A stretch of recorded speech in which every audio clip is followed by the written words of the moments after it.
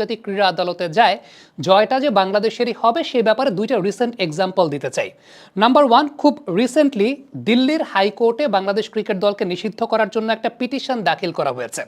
Number two, Sharfuddoula ইবনে শহীদ সৈকত, যিনি আইসিসির নিরপেক্ষ আম্পায়ার হিসেবে ইন্ডিয়া নিউজিল্যান্ড সিরিজটা পরিচালনা করতে গেছেন, 3 ম্যাচের 3টাতেই তাকে থার্ড আম্পায়ারের দায়িত্ব পালন করতে হয়েছে। কেন? কারণটা হচ্ছে নিরাপত্তার সংখ্যা আছে দেখেই তাকে অনফিল্ড আম্পায়ারিংয়ে করতে দেয়া হচ্ছে না।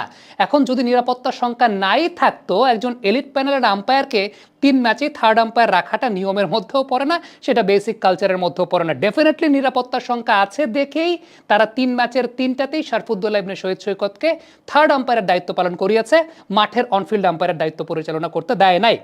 এখন বাংলাদেশ থেকে যে সমস্ত গণমাধ্যমে আসলে আইসিসির সঙ্গে পাঙ্গা নেওয়া ঠিক না, ইন্ডিয়া বাংলাদেশকে একদম খেয়ে দিবে, বাংলাদেশের ক্রিকেট ধ্বংস হয়ে যাবে, বিভিন্ন কথাবার্তা বলার চেষ্টা করছেন বা বলছেন বিভিন্ন সময়ে, একদম প্রকাশ্য দিবালোকে একদম চোখের সামনে ভিজিবল এই ব্যাপারগুলোকে তারা দেখতে পারছেন না। দ্বিতীয়ত একটা বিষয় বলবো, সেটা হচ্ছে বাংলাদেশ ক্রিকেট কিন্তু খেলার মধ্যে রাজনীতিকে মেলায় নাই, বাংলাদেশের সরকারও কিন্তু খেলার মধ্যে রাজনীতিকে মেলায় নাই। রাজনীতিকে খেলার সাথে মিলিয়েছে আসলে ইন্ডিয়ান প্রশাসন। প্রথমত, বাংলাদেশ ক্রিকেট বোর্ড যখন স্কোয়াডটা ঘোষণা করেছিল তখন তো তারা ইন্ডিয়াতে গিয়ে খেলবে সেটা মাথায় রেখে স্কোয়াডটা ঘোষণা করেছিল। তারা কি বলেছিল আমাদের সঙ্গে তো ইন্ডিয়ার একটা রাজনৈতিক প্রবলেম আছে, আমরা খেলবো না? বাংলাদেশের সরকারও বলে নেই, বাংলাদেশের ক্রিকেট বোর্ডও বলে নেই। এটা তো ইন্ডিয়ান গভর্নমেন্ট, এটা ইন্ডিয়ান ক্রিকেট বোর্ড, তারা মোস্তাফিজকে বাদ দিয়েছে। তাহলে এখন তাদের কথার প্রেক্ষিতেই তো আমরা আসলে যেতে চাই না। ইন্ডিয়ান ক্রিকেট বোর্ড মোস্তাফিজকে বাদ দিয়েছে, তাদের কথার প্রেক্ষিতে এখন আমরা যেতে চাই না। তাইলে এই জায়গাটায় আমি আসলে জানি না যে বাংলাদেশ থেকে যারা ওই জায়গাটায় বলার চেষ্টা করছেন যে আইসিসি অনেক বড় অর্গানাইজেশন, ইন্ডিয়ার অনেক বড় আধিপত্য, আমাদের উচিত এই জায়গাটা আপোষ করে নেয়া, এটা কোন জায়গা থেকে বলছেন? একদিক থেকে ইন্ডিয়ানরাই তো খেলার সঙ্গে রাজনীতিকে মিলিয়েছে, ইন্ডিয়ান প্রশাসনিক খেলার সঙ্গে রাজনীতিকে মিলিয়েছে, তারা মোস্তাফিজকে বাদ দিয়েছে। দ্বিতীয়ত, দিল্লির হাইকোর্টে বাংলাদেশ ক্রিকেট দলকে নিষিদ্ধ করার জন্য পিটিশন হয়েছে। আমি এখন কেন যাব আসলে এই জায়গাটায়? যদি আলটিমেটলি আন্তর্জাতিক ক্রীড়া আদালতে বাংলাদেশ যায়, বাংলাদেশ গেলে পরে তো একদম ভিজিবল যে ভাই তোমরাই তো আমারে এখানে বলতেছো নিরাপদ না, তোমরাই আমাকে বলছো নিরাপদ না, তোমরাই এখন আবার বলছো যে আমারে খেলতে হবে। মানে এটা এক মুখে দুই ধরনের কথা হয়ে গেল না? দিল্লিতে এরকম পিটিশন দাখিল হয়েছে হাইকোর্টে বাংলাদেশ ক্রিকেট দলকে নিষিদ্ধ করার ব্যাপারে। আমি কেন যাব? আমি আসলে কেন যাব এই জায়গাটাতে? আমরা তো খেলার সঙ্গে রাজনীতিকে মিলায় নাই। মোস্তাফিজুর রহমানকে যখন আইপিএল এর জন্য তিনি সিলেক্টেড হয়েছেন, আমরা কি মানা করেছিলাম যে ইন্ডিয়াতে খেলতে যেতে দিব না? আমাদের প্রশাসন থেকে কি মানা করা হয়েছিল? না, এটা তো তোমরা ভাই মানা করছো। এখন তোমরা মানা করার পরে এখন আবার মানে এত ধরনের কথাবার্তা আসলে কেন? সো আলটিমেটলি আইসিসির এই যে পলিসির যে ব্যাপার বা এইগুলোর ব্যাপার নিয়ে আলোচনা হচ্ছে, আইসিসি কিন্তু আজকে বিকেলে মিটিং ডেকেছে, একটু পরে মিটিং, এই পুরো ব্যাপারটা নিয়ে আইসিসির প্রতিনিধি দল বাংলাদেশে এসেছে, তারাও সেই ব্যাপারটা নিয়ে কথাবার্তা বলেছে। এখন নানাভাবে নানা কথাবার্তা হচ্ছে, নানা ধরনের কথাবার্তা হচ্ছে, কিন্তু দিন শেষে বাংলাদেশ যদি লজিক্যাল জায়গায় ঠিক থাকে, লজিক্যাল জায়গায় ঠিক থাকলে আন্তর্জাতিক ক্রীড়া আদালত বলে একটা কথা আছে, সেই জায়গাটায় বাংলাদেশের জয় হবেই হবে এবং সেটা অবশ্যম্ভাবী।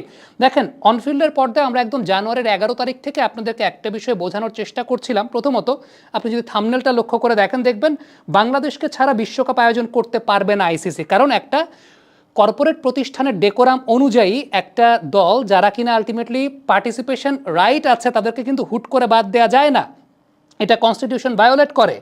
এরপর আইসিসির নিরাপত্তা টিম বলছে ভারতে গিয়ে খেলা নিরাপদ না, আমরাও তাই বলেছিলাম। তাহলে হিসেবটা তো সহজ, এত হাউকাও কেন? সেটা নিয়েও আমরা জানুয়ারির 12 তারিখ একটা কন্টেন্ট করেছিলাম, যেটা আপনারা দেখেছেন। আইসিসি থেকে যে চিঠিটা পাঠানো হয়েছিল আইসিসির নিরাপত্তা দল, সেই চিঠিটার মধ্যে কি কি লেখা ছিল জানুয়ারির 13 তারিখে কিন্তু আমরা অনফিল্ডের পর্দায় সেই ব্যাপারে আপনাদেরকে জানিয়েছিলাম।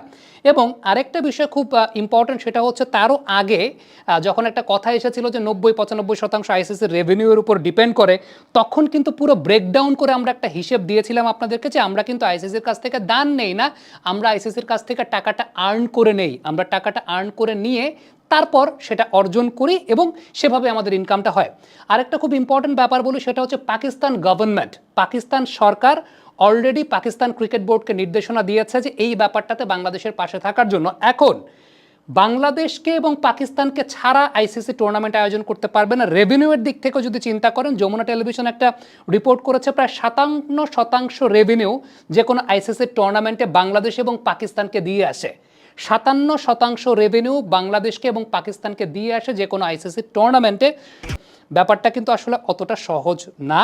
এটা আমরা আগেও আপনাদেরকে জানিয়েছি, এখনও আপনাদেরকে জানালাম। আর দিন শেষে একটা মানে খুব কমন বিষয় আমি আপনাদেরকে বলি, সেটা হচ্ছে ইন্ডিয়ান প্লেয়াররা যে মাঠে ভালো ক্রিকেট খেলে এটাও আমরা কোনোদিন অস্বীকার করি নাই। বিরাট কোহলির প্রচুর ফ্যান বাংলাদেশে আছে।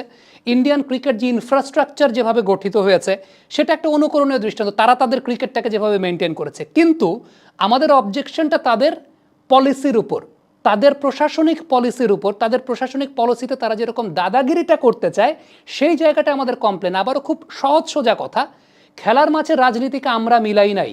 আমরা যখন 15 সদস্যের দল ঘোষণা করেছি আমরা তখন একবারও বলি নাই যে আমরা ইন্ডিয়াতে গিয়ে খেলবো না। মোস্তাফিজ যখন আইপিএলে সিলেক্টেড হয়েছেন তখন আমরা একবারও বলি নাই মোস্তাফিজকে আমরা ইন্ডিয়াতে গিয়ে খেলতে দেব না। এটা আপনারাই তো বলেছেন, আপনারাই মোস্তাফিজকে আইপিএল থেকে সেই জায়গাটা বাদ দিয়েছেন। এখন আপনারা আইপিএল থেকে বাদ দিয়েছেন, আপনারা শরফুদ্দৌলা ইবনে শহীদ সৈকত সাহেবকে 3 ম্যাচেই থার্ড আম্পায়ারের দায়িত্বে রাখছেন।